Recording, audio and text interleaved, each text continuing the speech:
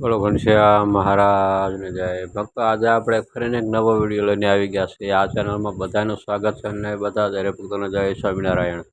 આજનો વિડીયો આપણો છે એ સુબોધ સાગરની કથા કરવાની છે. ગરુડનો મિત્ર પોપટ એની કથા આજે આપણે કરવાની છે. તો આ કથા તમે પૂરેપૂરી સાંભળજો.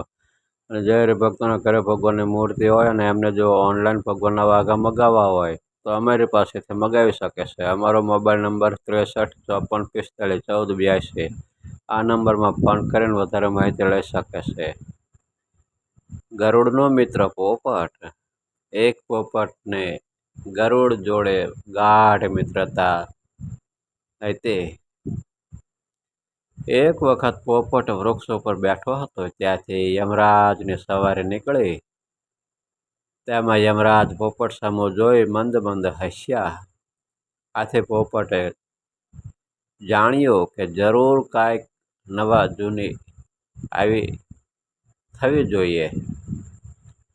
મને તો એમ જ જણાય છે કે મારો કાળ નજીક આવ્યો હશે. તેથી યમરાજને એમ થયું હશે જે આ પોપટ અત્યારે ભલે આનંદ કિલોલ કરે પણ એનો કાળ નજીક આવ્યો છે તેને તે જાણતો નથી. આથી તે હસ્યા હશે. પોપટ તો ચણ જળ મૂકી અતિ ઉદાસ થઈ ગયો. ત્યાં તો મિત્ર ગરુડ આવ્યો. તેણે ઉદાસ થવાનું કારણ પૂછ્યું તો કહે, હમણાં અહીંથી યમરાજા સવારી લઈને જતા હતા. તે મારા સામું જોઈને હસ્યા. તેથી મને વહેમ પડે છે કે રખે મારું મૃત્યુ નજીક આવ્યું હોય. આથી મને કોઈ પ્રકારનું ચેન પડતું નથી. ગરુડ કહે, હમણાં તું શાંત થા, હું એમને પૂછી આવું. પોપટ કહે, તમે જાઓ પણ એટલામાં મારો કાળ થઈ જાય તો માટે તમે મને જ્યાં કાળ ન પહોંચે તેટલે દૂર મૂકીને જાઓ.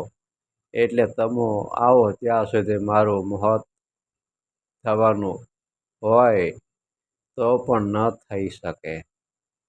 એટલે ગરુડે કહ્યું, થા તૈયાર, જ્યાં કાળ ન પહોંચી શકે ત્યાં દૂર મૂકીને જાવું. આમ કહી ગરુડે પોપટને પાંખમાં બેસાડીને મેરુ ઓળંગી તથા 7 સમુદ્ર ઓળંગી પૃથ્વીને ફરતો ચારે કોર ગઢની પેઠે રહેતો લોકાલોક પર્વત છે તેની એક મોટી ગુફાના મુખે અંજીરના ઝાડ ઉપર મૂકી દીધો અને કહ્યું કે હું હમણાં આવતો રહીશ. હવે તારે મોતનો ભય નથી. આમ કહી પોતે જમપુરીમાં જઈ ધર્મરાજાને મળ્યા.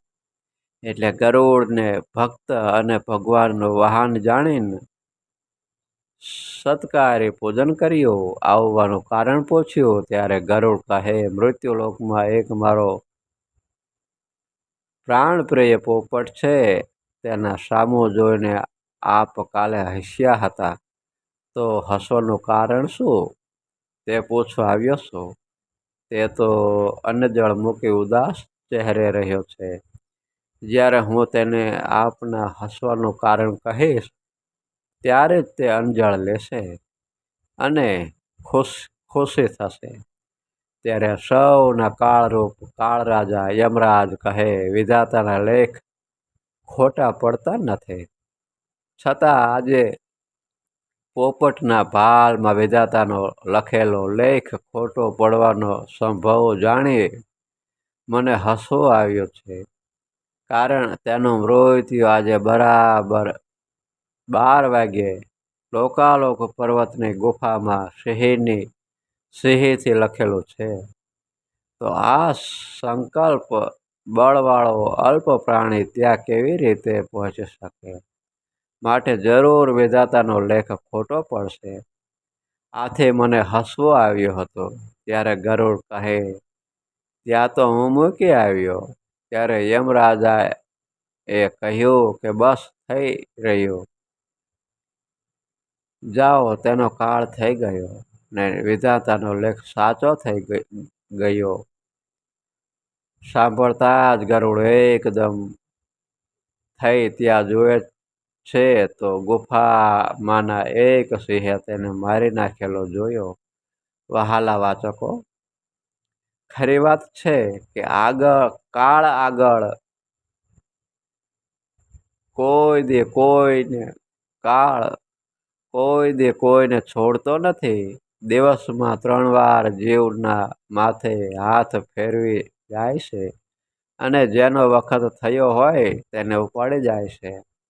માટે કાળથી બચવાના ખાલી ફાફા મારવા મૂકીને એક ભગવાનને જ કરતા હરતા જાણી તેમનો દઢ આશ્રય કરવો, પણ તેનાથી બચવા માટે અખાધ ખાવું કે અપેય પીવું એ આદિક અધર્મ આચરણ કરી કાળ હશે એવું તો ક્યારેય પણ ન કરવું. તો વાલા ભક્તો, આ કથામાં આપણને ઘણું બધું જાણવા મળ્યું કે મૃત્યુ જ્યારે આવે ત્યારે એ કોઈ દિવસ કોઈ એને છોડતું નથી, પણ આપણે ભગવાનનું ભજન કરી લેવું અને આ એક પળની કિંમત આપણે સાચવી લેવી અને આપણા જીવાત્માનો ઉદ્ધાર કરી લેવો. માટે હંમેશા આપણે હંમેશા ભક્તિ સાથે જોડાઈને આવી કથા વાર્તા કરવી અને ભગવાનને રાજી કરવા અને આપણા જીવાત્માનું કલ્યાણ કરવું. તો અત્યારે બસ આટલું જ. મને રજા આપો. આપણે ફરીને એક નવા વિડીયો સાથે મળશું. ત્યાં લગી બધા જ હરે ભક્તોને હૃદયપૂર્વક જય શ્રી સ્વામિનારાયણ.